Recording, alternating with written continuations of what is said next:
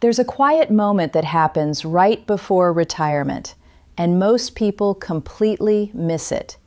It's not the retirement party. It's not the final paycheck.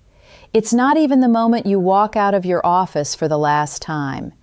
It's the moment before all of that, when everything is still calm, when no one is asking questions, when no one is celebrating yet, when you still have space to think clearly. And in my experience, that small window, that quiet, almost invisible phase, is where the real retirement decisions are made. Not the fun ones, not the flashy ones, but the ones that will quietly shape the next 25, even 30 years of your life. Here's the uncomfortable truth most people don't talk about. The first 12 to 24 months of retirement, that's where people either build a stable, confident future or unknowingly create stress that follows them for decades. And the difference often comes down to a handful of decisions made before they tell anyone they've retired. Not after, not during, before. So today I want to walk you through 10 critical upgrades, not luxury upgrades, not lifestyle upgrades, but foundational changes that protect your finances, your health coverage, your taxes, and ultimately, your peace of mind. Because retirement isn't just about freedom, it's about sustainability. Upgrade number 1, rethink how you withdraw your money. While you're working, the goal is simple: save, invest, repeat. But retirement flips that entire equation upside down. Suddenly, it's no longer about accumulation, it's about distribution. And that shift catches people off guard. Because now the questions become, where should I take money from first? How much should I withdraw each year? And how do I do it without triggering unnecessary taxes? Most retirees do what feels easiest. They reach for the account that's most accessible, often a traditional IRA or 401k. And on the surface, it makes sense. But here's the part that's easy to overlook. Every dollar you pull from those accounts is taxable income. That income doesn't exist in isolation. It stacks. It stacks with your Social Security. It influences how much of that Social Security gets taxed. It can even push you into higher Medicare premium brackets. And once that pattern starts, it becomes your default, year after year. So the first and arguably most important upgrade is this. You need a withdrawal strategy before you withdraw a single dollar. Not after the fact, not mid-year, before. Because this is where you decide which accounts to draw from first, when to take advantage of lower tax brackets, when it makes sense to convert to a Roth account, and how to keep your taxable income under control early on. This is your opportunity window. Before required minimum distributions begin forcing your hand, before tax brackets narrow, before decisions become reactive instead of intentional. And the people who get this right early, they don't just save money. They gain something even more valuable: confidence in every financial decision they make moving forward. Upgrade number 2, take control of your health insurance before it takes control of you. Health insurance in retirement isn't just another checkbox. It's one of the biggest financial variables you'll face. And if you retire before age 65, the reality is simple. Your employer coverage ends, and you're now responsible for bridging the gap to Medicare. This is where many people underestimate the complexity, because it's not just about finding a plan, it's about understanding how your income interacts with that plan. Marketplace insurance options, through the Affordable Care Act, offer subsidies, but those subsidies are income sensitive, which means your withdrawal strategy from upgrade number 1, it directly affects how much you pay for health care. Get the income level right, and you could save thousands, sometimes tens of thousands, over a few years. Get it wrong, and those subsidies disappear entirely. That's not a small mistake, that's a costly one. Now yes, COBRA is an option. It's familiar, it feels safe, but it's often significantly more expensive, and in many cases, not the most efficient choice long-term. So here's the key. You don't figure out health insurance after you retire. You model it before your last day of work. Because once retirement begins, your flexibility shrinks, and decisions that could have been optimized become locked in. Upgrade number 3. Start thinking about taxes like a 30-year strategy. Most people spend their working years thinking about taxes 1 year at a time. Maximize contributions, claim deductions, file and move on. But retirement changes the time horizon. Now, every financial decision echoes into the future. And your first year of retirement, it's not just another tax year. It's your baseline. It sets the tone for everything that follows. This is where concepts like Roth conversions, capital gains strategies, income timing, Medicare premium thresholds, all begin to matter in a much bigger way. But here's what tends to happen. People wait. They go through their first year and only start thinking about taxes when it's time to file. And by then, the opportunities are gone. The income has already been realized. The decisions have already been made. That's why this upgrade matters so much, because retirement tax planning isn't reactive, it's proactive. It's about looking at your financial life not just this year, but across decades, and asking, what sequence of decisions will leave me with the most after-tax income over time? Not just, how do I reduce my taxes this year? Upgrade number 4, fix your beneficiary designations before they fix your outcome. This one is simple, but the consequences of ignoring it are anything but. Most people set their beneficiary designations years ago, when they opened their retirement accounts, when life looked very different. And then, they never revisit them. But here's the critical detail. Beneficiary designations override your will. No matter what your estate plan says, those forms take priority, which means if they're outdated, assets could go to the wrong person. A child could be unintentionally excluded, or your heirs could face unnecessary tax complications. And I've seen both sides of this. I've seen situations where a simple oversight created years of legal complexity and financial stress for families already dealing with loss. And I've also seen what happens when this is done right. Clean transitions, no disputes, no delays, just clarity. And the difference often comes down to a form that takes less than 30 minutes to update. No cost, no complexity, just intention. Upgrade number 5. Bring your estate plan into the present, not the past. There's something I've noticed over the years. People don't ignore estate planning because they don't care. They ignore it because life keeps moving. There's always something more immediate, more urgent, more visible. And so those documents, the will, the power of attorney, the healthcare directive, they quietly sit untouched for years, sometimes decades. But retirement changes everything. Your income sources shift. Your assets may be structured differently. Your priorities evolve. And yet many estate plans still reflect a version of life that no longer exists. Maybe they were written when your children were young. Maybe before certain accounts even existed.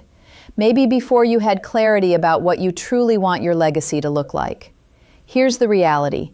An outdated estate plan isn't neutral, it's risky. Because if something happens and your documents don't reflect your current situation, decisions won't pause while things get sorted out. They'll be made by courts, by default rules, or by whoever steps forward with the strongest voice. And that's not the kind of uncertainty you want to leave behind. Updating your estate plan isn't about anticipating the worst. It's about protecting the people you care about from unnecessary confusion, delays, and stress. It's about making sure that if something happens, your intentions are clear, your instructions are current, and your loved ones aren't left guessing. And the truth is, once it's done, there's a sense of relief that follows, a quiet kind of peace. Upgrade number 6, realign your insurance with your new life. Insurance is one of those things that most people set and forget. It's built around your working years, your income, your dependents, your responsibilities at that time. But retirement changes the entire picture. You're no longer protecting a paycheck, you're protecting a portfolio. And that distinction matters. For example, disability insurance, It was essential when your income depended on your ability to work. But now, it may no longer serve a purpose. Life insurance? It might have been critical when others relied on your income, but if your spouse is financially secure, you may be carrying premiums you simply don't need anymore. And this is where a lot of retirees unintentionally leak money, paying for coverage that no longer aligns with their life. At the same time, there are areas where protection becomes more important. Umbrella liability coverage, for instance. As your net worth grows, so does your exposure. And then there's long-term care, not a comfortable topic, but an essential one, because the cost of extended care, whether at home or in a facility, can quietly erode even well-built portfolios. So this upgrade isn't about having more insurance, it's about having the right insurance, letting go of what no longer serves you and strengthening what truly protects you. Upgrade number 7. Redefine what cash means in retirement. When you were working, cash reserves were straightforward. 3 to 6 months of expenses. Simple, because income was predictable. A paycheck was always on the way. But retirement removes that safety net, and suddenly cash takes on a different role. It becomes your buffer, your flexibility, your protection against having to make financial decisions at the wrong time. So the question shifts from how much emergency savings do I need to how do I structure cash in a way that supports my entire retirement plan? At a minimum, you want a true emergency reserve, something stable, accessible, set aside specifically for the unexpected, medical expenses, home repairs, life's inevitable surprises. But beyond that, there's another layer, planned expenses. Maybe it's a new car in a couple of years, a home renovation, a meaningful trip you've been waiting to take. If those costs aren't set aside in advance, they often end up being funded by selling investments. And if the market happens to be down at that moment, you're forced to sell at exactly the wrong time. That's not just inconvenient, it can have lasting consequences on your portfolio. So this upgrade is about clarity, separating emergency cash, planned short-term spending, long-term investments, so that each part of your financial life can do its job without interfering with the others. Upgrade number 8, stop guessing your spending, know it. This might be one of the most underestimated shifts in retirement. While you were working, spending didn't require much precision. Your salary covered your lifestyle, and as long as things felt manageable, the details didn't always matter. But in retirement, every dollar matters, because every dollar is coming from somewhere. And where it comes from affects everything: your taxes, your investment strategy, the longevity of your portfolio. Yet many retirees enter this phase with only a rough estimate of their spending, a guess. And guesses aren't strong enough to support a 25 or 30-year financial plan. So here's what works. Track your actual spending, ideally for the first 3 to 6 months of retirement. Not what you think you'll spend, not what a calculator suggests, but what you actually spend. Because the difference between expectation and reality can be surprising. Some people spend less than they anticipated, others far more. And without that clarity, it's easy to withdraw too much, pull from the wrong accounts, or create unnecessary tax consequences. There's even value in practicing this before retirement. Think of it as a rehearsal, living on your projected retirement income while you still have the safety of your salary. Because once you understand your true number, everything else becomes more intentional, more controlled, more aligned. At this point, we've covered 8 upgrades, and you can probably feel the pattern emerging. This isn't about doing more. It's about doing the right things at the right time with the right level of clarity. Upgrade number 9, turn Social Security into a strategy, not just a decision. This is one of the most misunderstood parts of retirement, because on the surface, Social Security feels simple. You look at your statement, you see a few different claiming ages, and you pick the one with the number that feels right.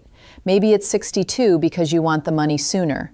Maybe it's 67 because that's full retirement age. Or maybe you wait until 70 because the check is bigger. But here's what most people don't realize. That monthly number is only one piece of a much bigger equation. The real question isn't, what age gives me the biggest check? It's, what decision gives me the best long-term outcome when everything else is considered? Because Social Security doesn't exist in isolation. It interacts with your withdrawal strategy, your tax brackets, your Roth conversion opportunities, your Medicare premiums, and how much of your benefits end up being taxed. For example, if you claim too early, you might lock yourself into smaller payments for life, while also increasing the pressure on your portfolio to fill the gap later. If you claim too late without a plan, you might miss opportunities to withdraw from tax-deferred accounts at lower rates earlier on. And then there's taxation. Social Security benefits can become taxable depending on your total income, and many retirees don't realize how easily they can cross those thresholds.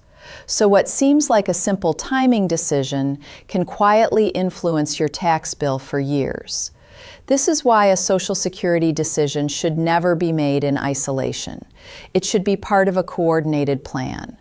A plan that looks at your income, your accounts, your tax exposure, and finds the timing that creates the most flexibility and efficiency over time.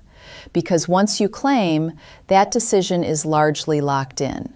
And the people who get this right, they're not just maximizing a benefit. They're optimizing their entire retirement strategy.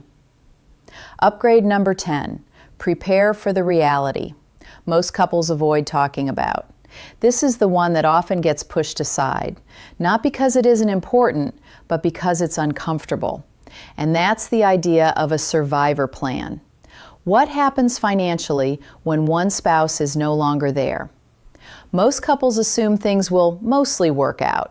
The house is paid off, there are investments, at least one Social Security benefit will continue, and on the surface, that seems reasonable. But when you look closer, really look at the numbers, a different picture often emerges. Because when one spouse passes away, one Social Security benefit disappears. The surviving spouse begins filing taxes as a single individual, and the tax brackets become significantly tighter. At the same time, required minimum distributions don't shrink.